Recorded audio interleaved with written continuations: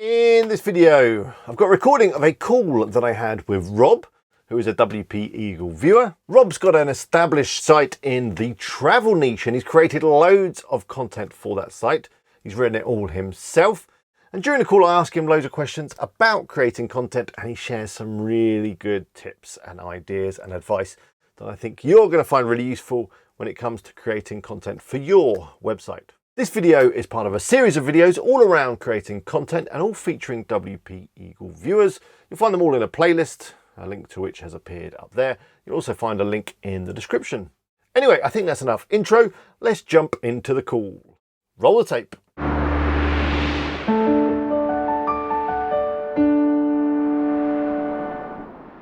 So I'm joined by Rob now, who's kindly offered to share some of his tips and ideas around creating content. Now, Rob has got a couple of affiliate marketing websites. One of them is in the travel niche, and it was doing really well until this whole Corona thing kicked off, and then, you know, planes can't take off and no one's traveling at the moment. But yeah, before then he was creating lots of content for the site, and you know, when I say it was doing well, it was doing, you know, 4 figures, wasn't it, or something like that. Yeah. So doing really well. But now you're looking for new opportunities and new niches. But you have written a lot of content yourself for affiliate marketing websites. So yeah, let's start by just asking you, how do you come up with ideas for your content? What do you like to do keyword research with? Any particular tools or processes that you run? So typically what I do is look for people's problems and then try and solve them. And if I'm doing it with an affiliate hat on, I'll try and find solutions which involve buying a product or a service. That's my general approach. And it can be done in any number of ways. You can look on forums. You can actually do like a Google search for a travel forum, for example, and just look for the keywords, I need help. And you'll find all of a sudden 50 ideas on trying to help people. But there's also things you can do as well in whichever keyword tool you're using. I'm using SERPstat at the moment, which I recommend. But there's tools like Hrefs. But a lot of it's how you actually use it. For example, when you're looking for keywords, don't just go in there and look for high volume or high numbers of cost per click values. If you actually go in and look for keywords such as who, where, why, what, when, those kind of keywords, once again you're finding problems or you're finding questions which can really help. Also looking for, there's things as well that people can't do. People tend to go on the internet to search for things because they've got a problem. So looking for problems like can't, can, unable to, won't. You know, why can't my car start? Why won't my, you know, car radio turn on? Those kind of things. And oh, by the way, here's a product to solve that problem. The other things as well as negative intent, or also purchase intent. There's a whole list of keywords for versus, review, buy, coupon. These all indicate that people are currently in that sales funnel and they're actively looking for products. Yeah. They're looking for a solution to a problem, and that may be a product, mightn't it? So exactly, that's good. So so interesting. That kind of leads on to the next bit, which is what sort of content do you tend to find yourself writing? So you mentioned these kind of guides and articles where you're solving people's problems. What about things like product reviews or buyer's guides? Do you go into any of that area, or do you prefer to be more of a highly informative type of site where you're actually just helping people more than just your standard reviews? Because at the end of the day, I guess people can find reviews on Amazon directly, can't they? I don't tend to go for the review market per se, or the review way of doing things. Often it will just be looking for, once again, that problem. Yeah. And it might just be one tiny little problem. Will this car stereo work in this particular car? And the answer might just be a yes or no. And often if that answer is included in a rich snippet on Google, and people are going to click through, and where you've got 50 other questions answered, often that's enough to kind of persuade that person that that product is the right product to buy. You know, how it fits within their set of problems. Okay, good. Yeah, because that kind of information you can't find on Amazon. You can't find, you know, why my radio doesn't work or whatever, or what fits. You can't find that very well. So that's where an affiliate marketer really can add some value, isn't it? Okay, so when you are writing, is there any kind of rules that you follow in terms of like article length? So you mentioned there, if you're just answering a question, do you need to write 1,500 words? So that's an interesting point, Alex. You've got. I heard this being posed to a Google engineer. That specific question: how long should the article be? And it all depends on what the question is. Let's say the question is, how do I boil an egg? Now, Google isn't necessarily going to rank the page that's got 2,000 words about how to boil an egg. That's not going to be very good for users. Or if it's going to be something a bit more in depth, then you would expect a longer piece of content. When you're doing, for example, FAQs, or you're using a schema markup to wrap your answers in this specific schema markup code, Yeah. what will happen there is it will be truncated to a certain length. So I tend to answer those questions within a certain length, maybe a little bit more, and then what can happen is that you'll get that click through because you're answering it. There's certain ways that I do choose to write. It's almost looking like you would give an encyclopedic answer. You're not trying to promote a brand. You're not trying to promote a product. You would answer as if it was being answered by, an encyclopedia. Yeah, so just clear and concise. And yeah, because I think a lot of time people, when they are searching on Google and putting questions into Google, they just want an answer. They just want it quick. They don't want to read a 1,500 word article, do they? They kind of, and that's why Google obviously serves up a snippet, because it wants to answer that question as quickly as possible, doesn't it? So yes. I think there's a balance there, isn't there, by creating an article where maybe at the top of the article where you've got your markup and your snippet stuff, you answer the question succinctly and quickly and clearly so that it can be picked up by Google. But then maybe below that you might go into more detail if it's needed. But yes, as you say, for questions like how do you boil an egg, there's only so much detail that you can go into, isn't there?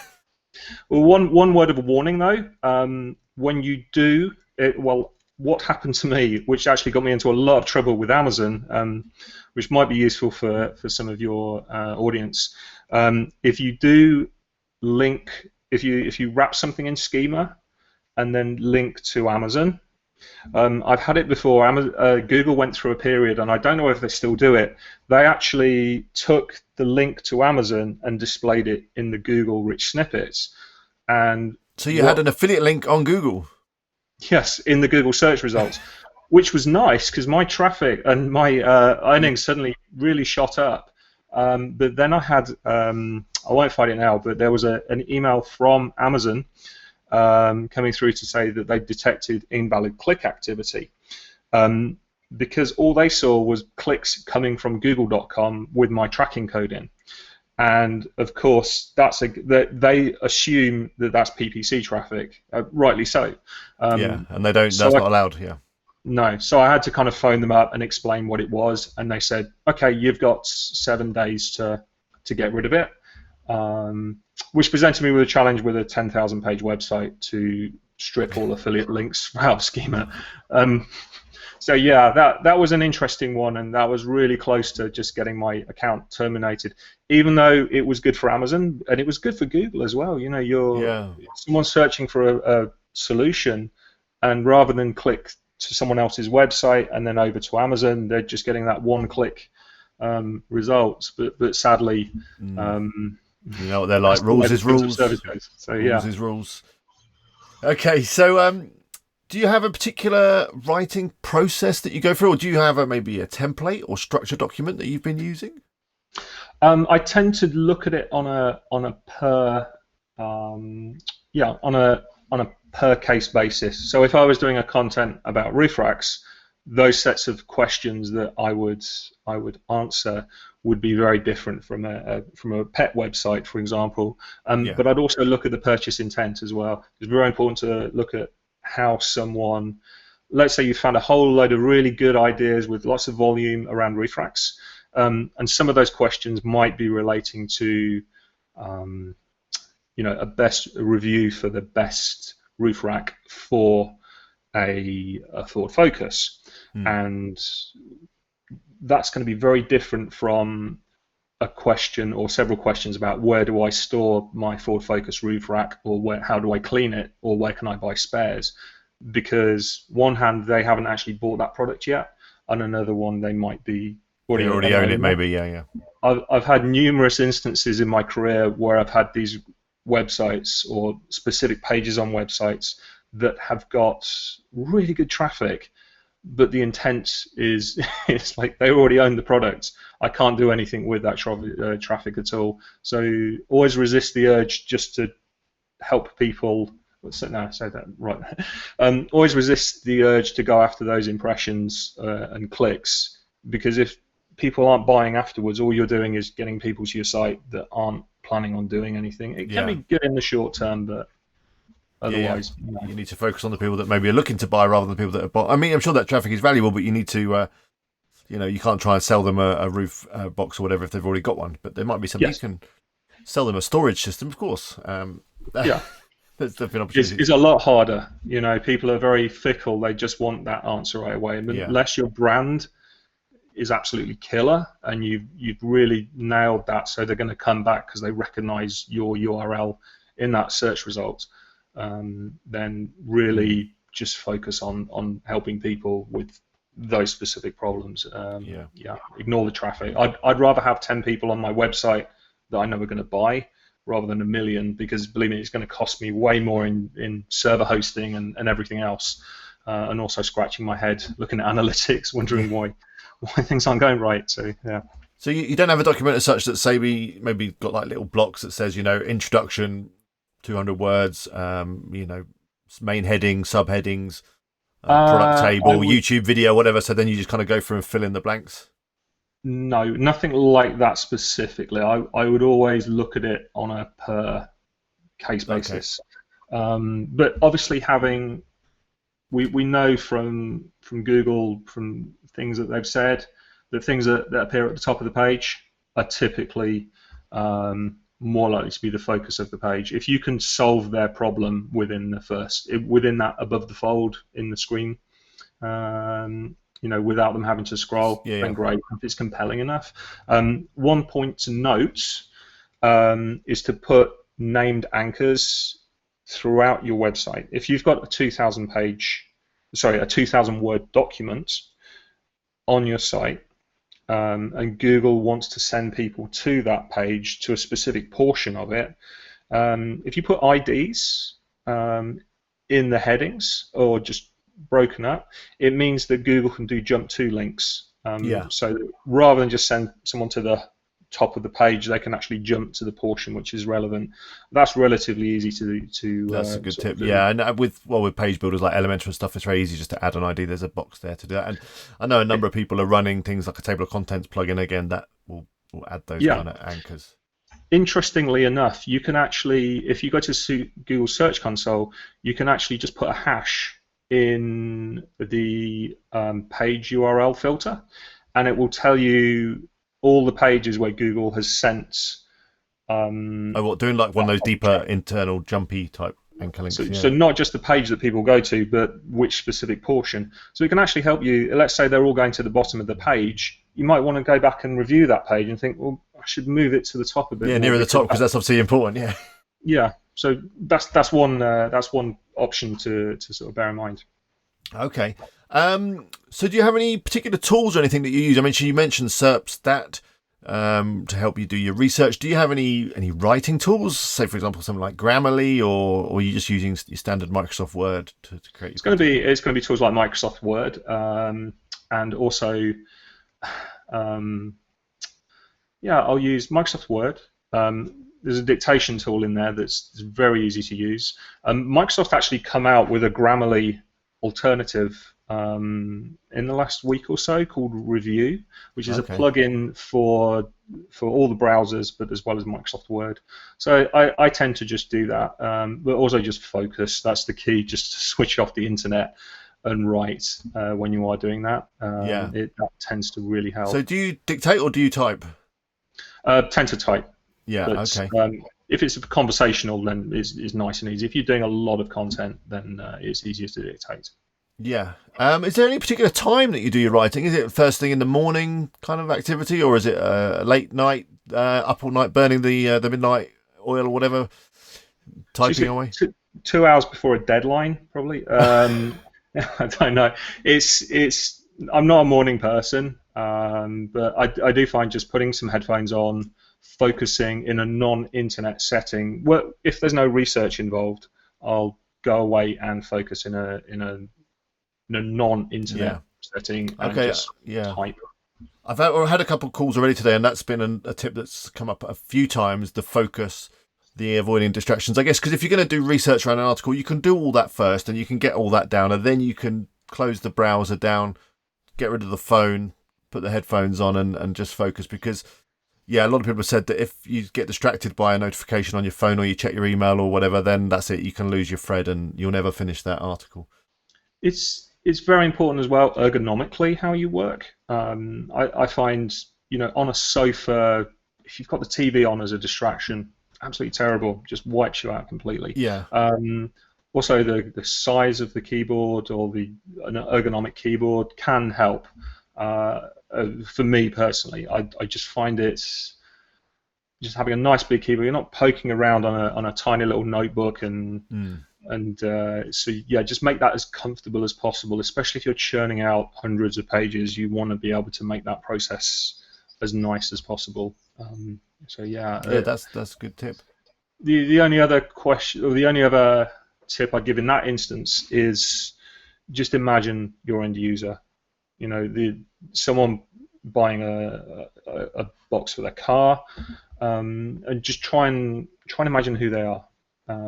I always think, will my mum understand this? If literally, most of the time, I just think, will my mum, if she reads this and she's interested in buying this, is this going to help her? Am I speaking at her level?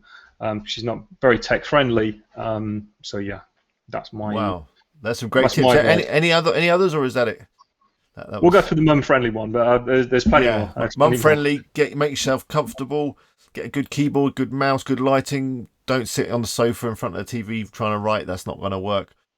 And Get some comfortable. music as well, actually. Do you personally have any sort of music that you listen to? Well, I do, but a lot of the music I find if I'm going to work, and especially on something like that, then I would try and go for something that doesn't have any lyrics. Yeah, So I don't know, exactly right. Yeah. some music without lyrics, Cafe Del Mar, or I don't know. So not too relaxing though, because I don't want to be drifting off. So Fall yeah, asleep. That's good. you got to find some productive music because I find that lyrics would be distracting when I'm trying to write. Yeah. Yeah, some great tips there. That's really useful. Thank you. So last question. I think we're at the last question. Have you ever outsourced your writing, and what was your experience with that? Is there any particular writers or companies that you'd recommend, or do you not bother with outsourcing? So I suggest, first off, if you're going to be doing a large-scale website, let's say you're doing your 30 articles that you want to sort of start off with, do that yourself because you're going to have a really thorough understanding of that industry. That's very important. You can spot opportunities and so on. It allows you to really explore what your audience are going through, able to understand the products, and also gets a kind of a writing style as well. Because if you were to, then you've got all those 30 or so pages of experience, and you can then send them out to one or two individual authors at a time, and then give a writer's guideline that goes with it. That makes sense. So that really helps. So I think others in the affiliate space recommend something similar. I've written briefs before for people. I've ended up spending like a week writing the briefs because it's been I've really wanted to research it. And So you're very specific and detailed when you're briefing people, yeah? Yeah, I'll write probably 2 or 3 pages. It will be based on demand, the keyword demand. I'll try and put the things which I believe people are most interested in at the top of the page. It's worked out really well.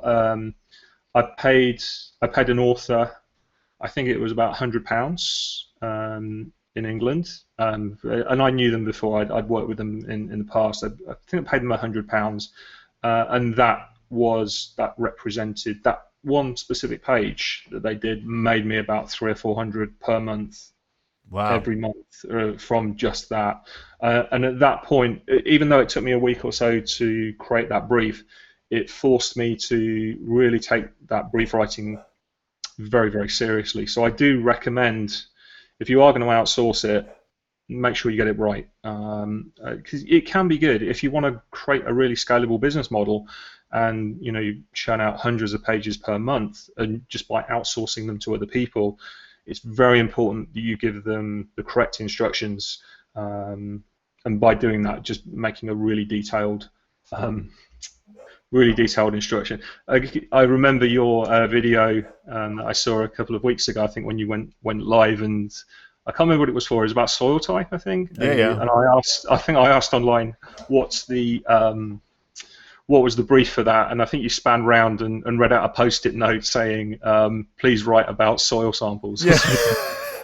And I was, Yeah.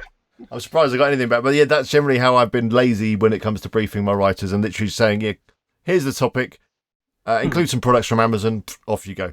And and funnily enough, I get a mixed bag of articles back of varying quality. Some have completely missed the point completely, and I can't even use them. So yeah, it's something that I know I need to be better at in terms of when I do my outsourcing. I need to be clearer on the brief, and then I'll end up getting better quality back. I mean, it's what you put in is what you're going to get back, isn't it? I always find if you treat it like a questionnaire, so if you just, for example, send an author a keyword and say, write 1,000 words on fabric roof boxes or black roof boxes, please make it 1,000 words, and you're dealing with Ford Focus owners, you're not going to get something very good back. Whereas if you've got a question of how to store a Halfords roof box in winter, they can't really get that wrong. Well, I mean, they can give the wrong instructions, but there's very little leeway for missing what the point of that article is. So yeah, I would really expect to get good quality back if you're just posing questions. At the end of the day, it's just questionnaires, and you can also, if you're working in-house, for example, as an SEO, giving that to a product expert. Let's say you're manufacturing engines and you're doing a website about manufacturing engines. If you pass over a brief to them and just say, write about engines and use 1,000 words, they're going to be like, what? It's not going to mean anything at all. And I've seen that happen, and it's terrible. But if you were to ask them 10 questions about a specific engine model, you're going to get a great response back, because they're an expert, they're really passionate about it, and they're able to answer that question, and they're like, hey, someone's actually listening to something that I do. But equally, if you were to outsource that list of questions to someone in an external content agency, they're not going to know the answers to the questions. They will probably have a really good way of flowering up the language, but they're not going to actually be able to answer those specific questions. So that's worth bearing in mind. Yeah, good tips. So do you now continue to outsource your stuff, or is it a mixture of your own content and outsourced? From now on, I'm going to be looking to outsource myself. I've been working on.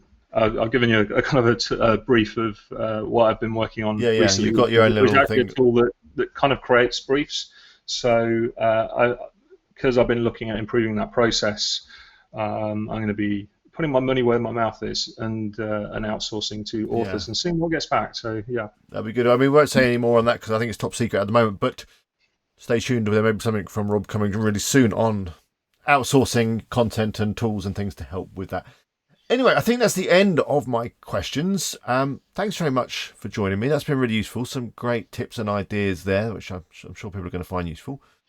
And maybe Rob will be back again soon. We'll see. All right. Great to speak to you, Alex. All right. Thanks so much. No worries. Okay. Cheers. Bye-bye. That brings the end of this video. Hope you found it useful. Let me know what you thought in the comments. I do read all the comments I get, and I'll try to reply to as many as I possibly can. If you're not already subscribed, you can do so by clicking on my face. Want to check out the vlog channel? Just click on my other face. And here are a couple more videos chosen specially for you. Until next time, Bye for now.